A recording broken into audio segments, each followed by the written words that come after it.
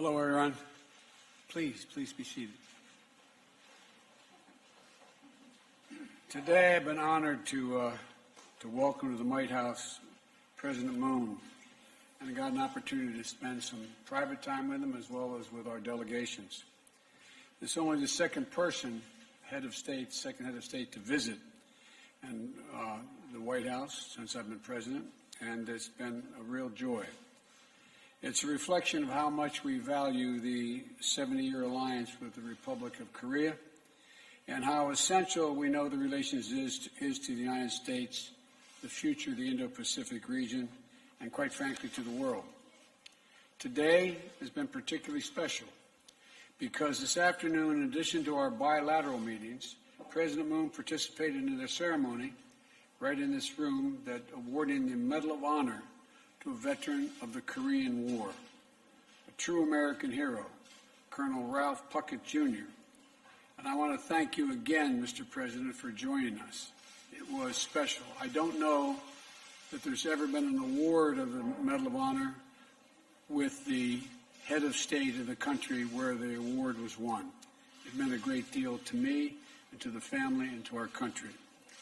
But today not only been an affirmation of our shared history of sacrifice that binds the Republic of Korea and the United States together, it's a commitment to expanding cooperation and shaping our shared future in accordance with our democratic values that have made our nation strong and agile and highly competitive in the 21st century's economies. The Republic of Korea and the United States are both nations built on innovation, and we must both meet the challenges facing us today and look to what is possible for tomorrow. Our partnership is grounded on our ironclad commitment to shared security. Our alliance has long been the linchpin of peace, security, prosperity, and the region growing more prominent and us being together. I was grateful that our two nations were able to quickly conclude a new cost-sharing agreement for forces in Korea in March, which will benefit both our peoples. And I thank again the President for that agreement. Today, we made important progress on a range of issues. We spoke about the shared approach to the Democratic People's Republic in Korea and continuing threat of the DPRK's nuclear and missile programs. My team consulted closely with President Moon's team throughout the process of our DPRK review, and we both are deeply concerned about the situation. Our two nations also share a willingness to engage diplomatically with the DPRK to take pragmatic steps that will reduce tensions as we move toward our ultimate goal of denuclearization of the Korean Peninsula. Today, I affirm to President Moon that the United States will proceed in close consultation with the Republic of Korea in our strategy and our approach. And to help drive all these efforts, I'm pleased to announce that Ambassador Sung Kim, a career diplomat and with deep policy expertise, will serve as the U.S. Special Envoy for the DPRK. Ambassador Kim, you're here somewhere today. Stand up, will you? Thank you for being on with us.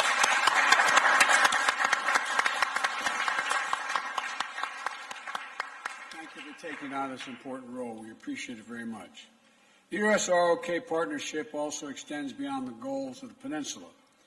We address issues of regional and global concern through stronger cooperation with partners in the region, including the ASEAN, the Quad, and trilateral cooperation with Japan. The multilateral cooperation is particularly important to coordinate an approach to the situation that exists in Burma as we work to pressure the junta to restore democracy for the people of Burma, and to address issues critical to regional stability, such as maintaining freedom of navigation in the South China Sea and preserving peace and stability across the Taiwan Straits. Today, we also discussed ways that the Republic of Korea and the United States will work together to address the challenges of our time, beginning with our efforts to end the COVID-19 pandemic globally. We agreed to establish a comprehensive vaccine partnership to expand the manufacture of vaccines that have been approved safe and effective, and we can scale up global vaccine supplies. We'll strengthen our ability to fight the pandemic and respond to future biological threats. When it comes to fighting climate change, the Republic of Korea and the United States are committed to making ambitious 2030 targets aligned with the effort to achieve net zero greenhouse gas emissions no later than 2050. And we're going to work together both to mobilize climate finance for developing countries and to make sure that international financing is aligned to promote our climate goals. We also talked about how to harness our nation's technological advantages to ensure the Republic of Korea and the United States are cooperating to shape emerging technologies around our shared value system. This includes everything from strengthening our cybersecurity to deepening our cooperation to build out an open, secure G5 network, or 5G network, I should say. I'm talking about the G5, it's another organization. I'm thinking organizational, Mr. President, to secure the 5G networks.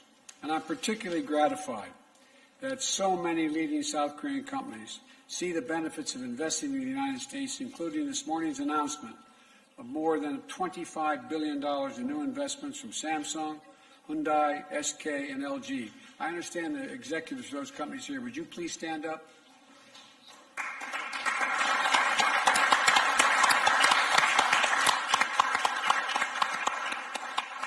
Thank you, and I think we'll do great work together. These new investments are going to create thousands of good-paying jobs and jobs of the future right here in the United States. And they're going to help fortify and secure the supply chains for things like semiconductors and electric batteries. I know, as I said, that the CEOs made the effort not only to do this, but to be here today, and again, I thank them for being here. I thank you for making the investments in our future and yours. Finally, I want to note that yesterday I had the honor of signing into law the COVID-19 Hate Crimes Act to help Americans of Asian descent from having to live in fear just walking down the streets of the United States. Quite frankly, I've been ashamed at the way some Americans have responded.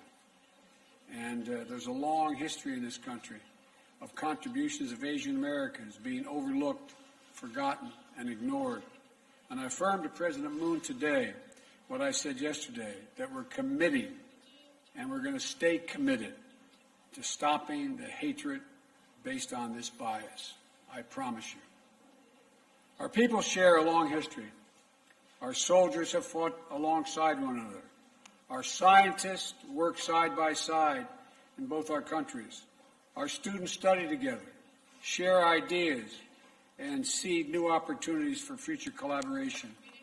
And our people-to-people and cultural connections are only growing. And K-pop fans are universal. Now, I can tell those who laugh know what I'm talking about. Well, anyway, I'll get back to that later. Anyway. The Korean actors took home an Oscar for supporting actors this year, following up on the 4 Oscar wins for the movie Parasite last year. And so our two countries, our two nations have the tools and the deep connections that we need to make even stronger alliances and stronger cooperation. And I want to thank you again for the meetings today, Mr. President, particularly our long private meeting. I appreciated that a great deal. And I'm looking forward to working closely with you and your team as we expand and strengthen our efforts to shape the future together. And I mean that literally, to shape the future together. So thank you. Mr. President.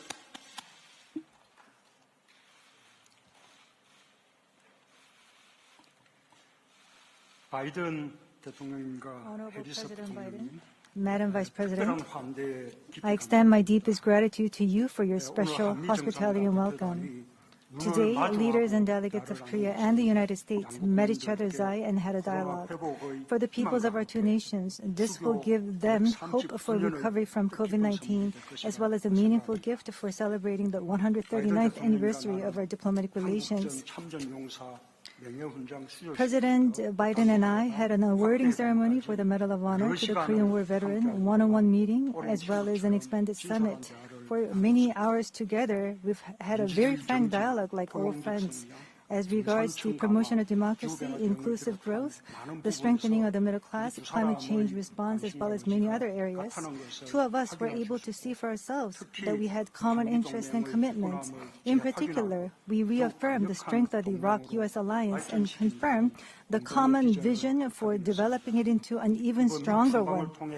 During my visit this time, the trust that has been built up between President Biden and I will foster deeper friendship between our two peoples and lay a firm foundation that will undergird the sustainable development of the ROK-US alliance, and I say this with confidence. The most urgent common task that our two countries must undertake is achieving complete denuclearization and permanent peace on the Korean Peninsula. Recently, the Biden administration concluded its DPRK policy review, building on past agreements, including the Singapore Joint Statement, while taking a calibrated and practical approach to seeking diplomacy with North Korea, is indeed a welcome direction of the Biden administration's North Korea policy. During the course of the review, our two countries closely coordinated with each other in lockstep, which I note with much appreciation. Moreover, I welcome President Biden's appointment of Ambassador Sung Kim as Special Representative for North Korea policy. This reflects the firm commitment of the U.S. for exploring diplomacy and its readiness for dialogue with North Korea. I have high expectations, all the more as such a man of high caliber with expertise in the Korean Peninsula issues has been appointed. President Biden and I discussed the dialogues based on commitments made between the two Koreas and between the U.S. and North Korea are essential for making a peaceful Korean Peninsula. This is the belief that we were able to reaffirm. Moreover, President Biden also expressed his support for the inter-Korean dialogue and cooperation. Under close cooperation with the U.S., we will work to facilitate progress in inter-Korean relations so as to achieve a virtuous cycle with U.S. DPRK dialogue. Moving forward as well, Korea and the United States will continue close communication while exploring our North Korea approach through dialogue and diplomacy. On that, I expect a positive response from North Korea. When strong security is firmly in place, we can preserve and make peace. Two of us agreed to further reinforce our combined defense posture and reaffirmed our commitment to a conditions-based transition of wartime operational control. It is also with pleasure that I delivered the news on the termination of the revised missile guidelines. The signing of ROK-US Special Measures Agreement on burden sharing in the early days of the Biden administration displays for the world the robustness of our alliance as a symbolic and practical measure. Today at the summit, President Biden and I decided to expand our cooperation in new emerging areas that are relevant for the changing times and landscape. First, to surmount COVID-19, our most urgent task, we pledge to pool our strength together. America's advanced technologies and Korea's production capabilities will be married to establish a comprehensive porous global vaccine partnership.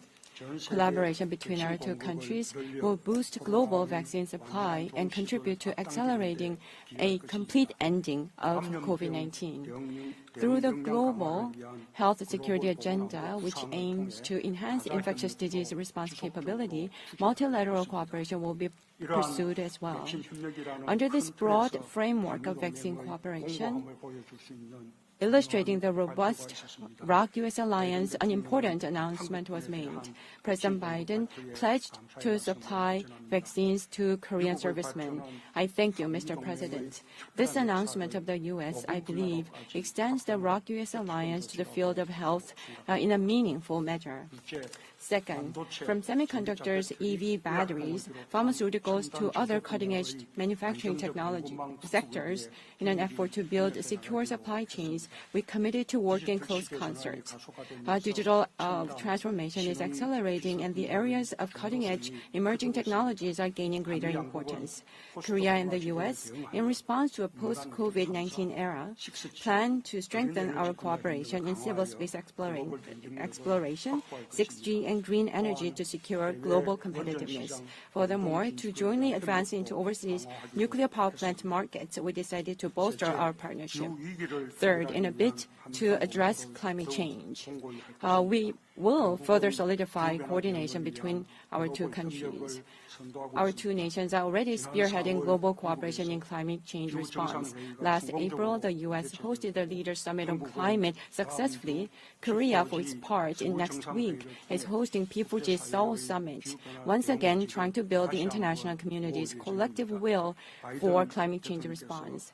President Biden will participate in the P4G Seoul Summit next week virtually. I welcome his participation, which will certainly help us catalyze the international community to come together.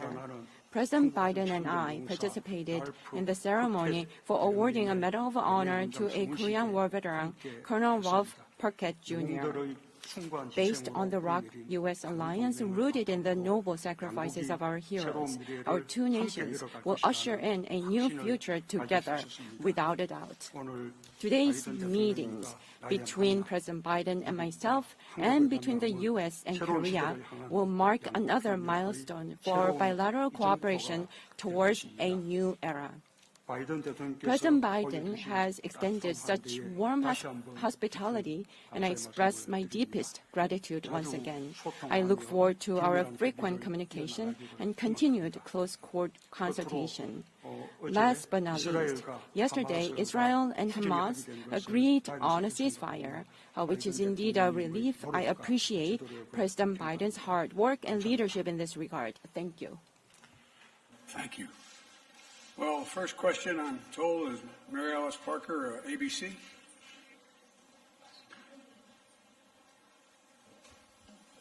Thank you, Mr. President. I appreciate it.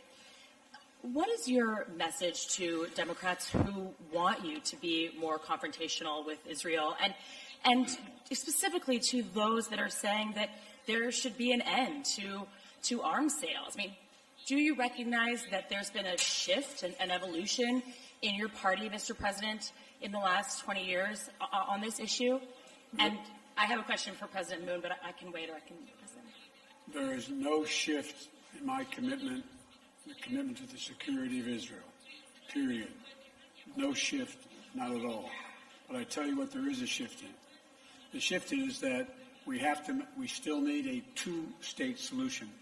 It is the only answer, And what I'm convinced of is that we can now move, as I did even before I was able to negotiate, before the ceasefire was negotiated, that I made it clear that I spoke with President Abbas. We're going to make sure that we are going to provide for security in the West Bank, and we renewed the security commitment, as well as economic commitment to the people on the West Bank.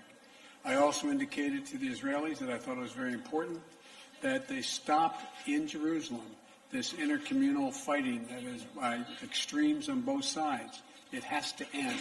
It has to end. And I'm prepared to put together, and I'm going to attempt to put together, a major package with other nations who share our view to rebuild the homes, and without re-engaging, without providing Hamas the opportunity to rebuild their weapon systems, rebuild the Gaza, rebuild Gaza. And they need the help, and I'm committed to get that done. And so and I think that, my party still supports Israel. Let's get something straight here. Until the region says unequivocally they acknowledge the right of Israel to exist as an independent Jewish state, there will be no peace. Can I ask a question to President Moon? I'm curious if the two of you have offered any assurances behind the scenes to Taiwan, and if President Biden has pushed you to take a tougher stance when it comes to China's posture towards Taiwan. Good luck.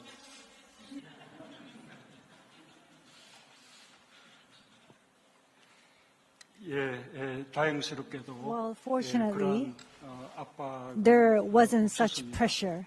다만 But 대만 해협의 as for 평화와 peace 안정이 and stability in 대단히 Taiwan 중요하다는 Strait, 인식을 we 함께 agreed how important that region 양안관계의 is, 특수성을 감안하면서 especially considering the 양국이 그 부분에 special 대해서 characteristics 함께 between 협력해 China and Taiwan. We decided to work more closely on this matter going forward.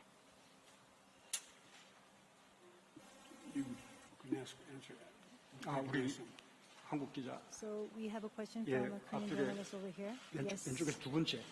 Two from the left.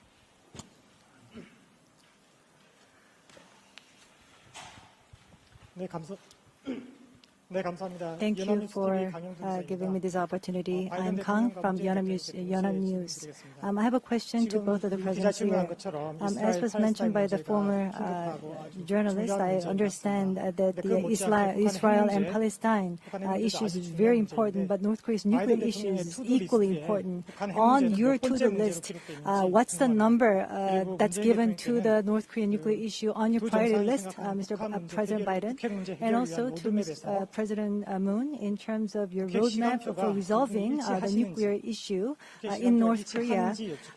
I want to understand whether your time schedule actually matches and is equal to one another in terms of resolving the nuclear issues on the Korean Peninsula.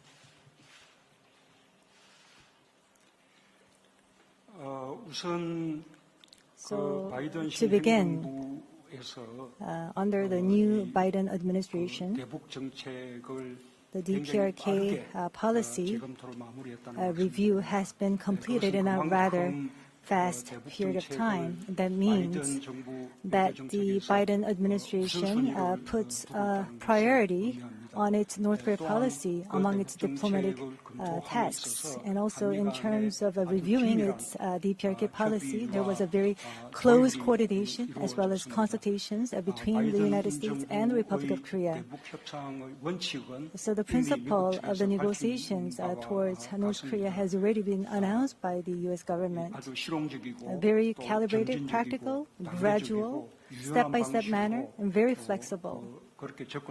That is the approach that the current administration is aiming to adopt. So that is the common understanding that we have with the United States, and that we're going to continue to work forward on this. And in terms of the timeline for the denuclearization of the Korean Peninsula, there aren't any differences in terms of how we think about this. No differences in terms of our opinions. I agree with what the President just said. Our goal is and remains complete denuclearization of the Korean Peninsula. We want to make practical progress and increase security in the United States for the United States and our allies. You know, we closely studied what others have tried and what worked and what hasn't worked. And, you know, we're under no illusions how difficult this is, none whatsoever. And the past four administrations have not achieved the objective. It's an incredibly difficult objective. As we move forward, we're going to stay in very close coordination with our friends and our partners in the region, including President Moon. And we fully recognize that this is about our collective security in the Indo-Pacific region. And so but total denuclearization is our objective and remains so.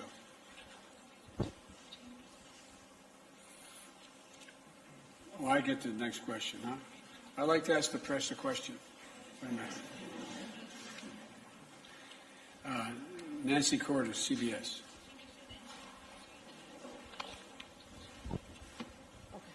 Thank you very much, Mr. President. I have one question about North Korea and one question about Israel. We've changed this one question thing, haven't we? Two foreign policy questions. You have said in the past that you would not meet with Kim Jong-un, the leader of North Korea, without certain preconditions. Yes. What are those preconditions, and do you believe he would ever be able to meet them? Well, what I never do is I never make a judgment what a man or woman is going to do or not do based on what they said. We'll see. If he made any commitment, then I would meet with him, and if there was a commitment on which we met. And the commitment has to be that there's discussion about his nuclear arsenal. And if it's merely a means by which, how do we de-escalate what they're doing? And so if that was the case, I would not meet unless there was some outline made that my Secretary of State and others would have negotiated as to how we would proceed.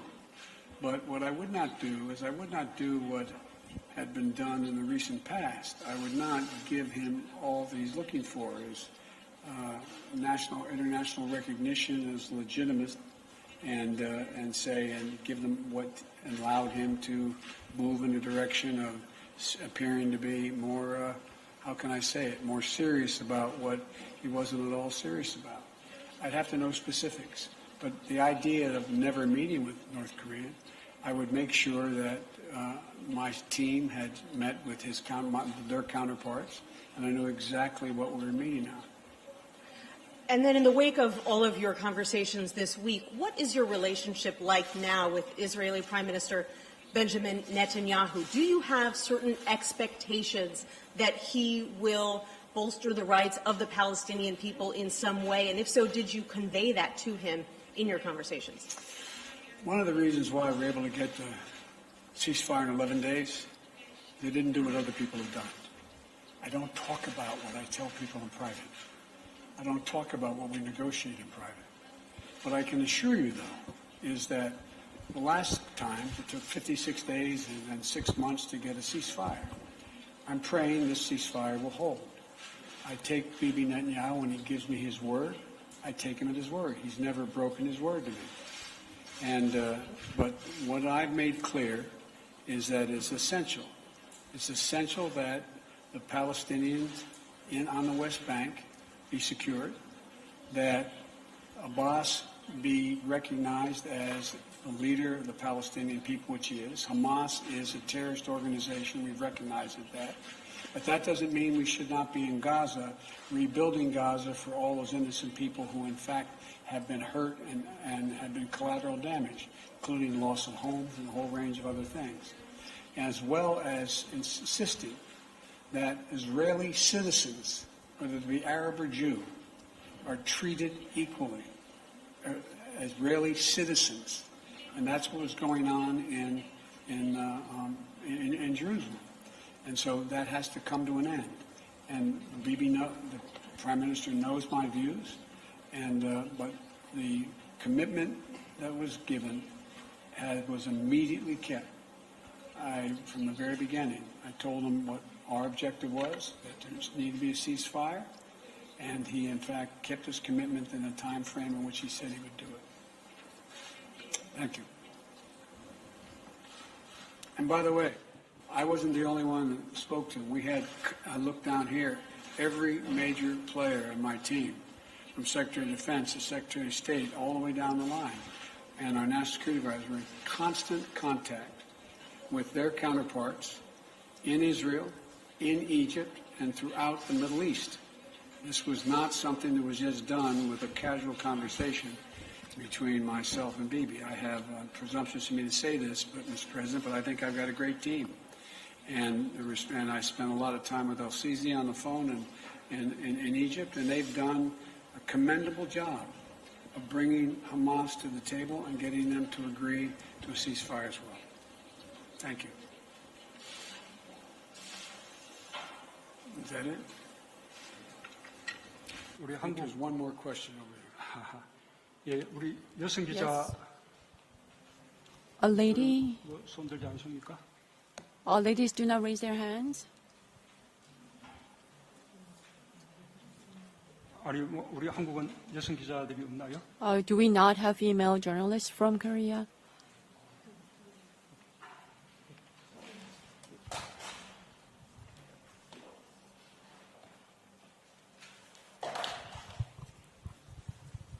네, 안녕하세요. 저 코리아 Good 헤럴드 afternoon 이지윤 from 기자라고 Korea 합니다. Herald. My name is Lee Ji-yoon. 우리 국민들께서 백신에 The Korean 대해서 people are very 좋은 소식을 기다리고 계실 것 curious about 같은데요. vaccines, and they're waiting for the good 이번에 news 바이든 regarding 대통령과 vaccine. 다양한 I 논의를 하신 걸로 understand that you've had 아는데 a lot of discussions 특히 with 국민들이 President 좋아하실 Biden 만한 regarding 그리고 vaccine, and I 대통령께서 wonder 가장 whether you have any good news to deliver to the 의미 people of 있다고 Korea. 생각하시는 성과가 And 있다면 has there been any 자세히 meaningful 설명해 achievement 주시면 that you 좋을 것 want to go 같습니다. into the details of?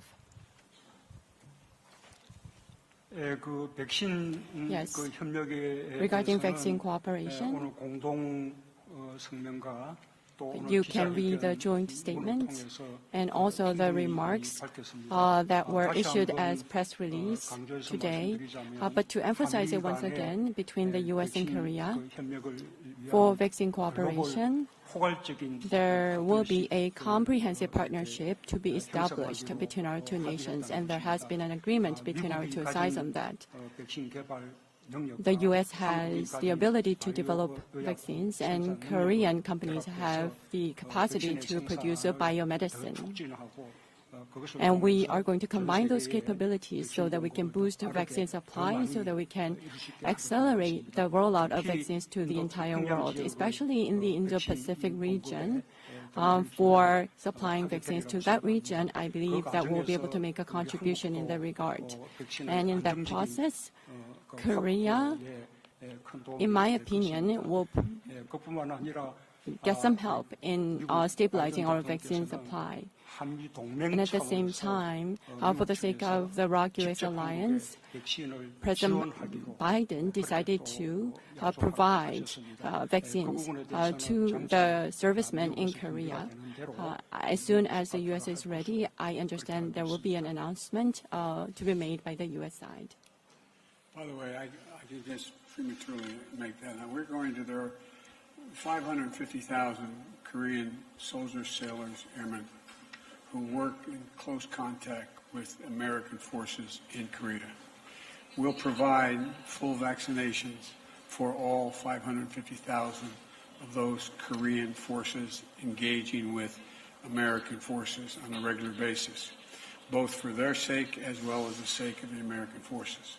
In addition to that, we've talked about the ability to have vaccines produced with our working with, and this is in the offing, working with one of the major vaccine producers in the United States, and where Korea is incredibly sophisticated, and with the help of that particular company will be able to make significant numbers of vaccines for themselves. And lastly, it is my hope and expectation, I cannot commit to it because we don't know for certain, but we think that over the remainder of 2021, we're going to be able to vaccinate every American. We have enough vaccine to vaccinate every American, period, right now. And we're going to be able to do that by the midsummer, and we're going to continue to get more people to engage in seeking the vaccine. I don't believe, I never have believed, that there's a large percentage of Americans who will not take the vaccine. And we're doing very imaginative things, and states are, to get people to show up and have the vaccine. But we believe that between the second half of 2021 and going in through 2022, we could produce as many as another 1 billion doses of vaccine. Because it's not just, and this is what I like about this president, he's not just talking about any more than I'm just talking about the United States or just Korea. He's talking about the Indo-Pacific. He's talking about the world. We, with advanced capabilities, have an obligation to do everything we can to provide for protection of the entire world. I know that is an awfully ambitious proposal, but I think the nations that have that capacity are going to be continuing to work toward getting that done. And so thank you. If you're not asking me a mean one like you usually do. It's something interesting, I think, that has not come up. President Obama says that there is footage and records of objects in the skies, these unidentified aerial phenomenon, and he says we don't know exactly what they are. What do you think that it is? I would ask him again. Thank you. Come on, boss, let's go.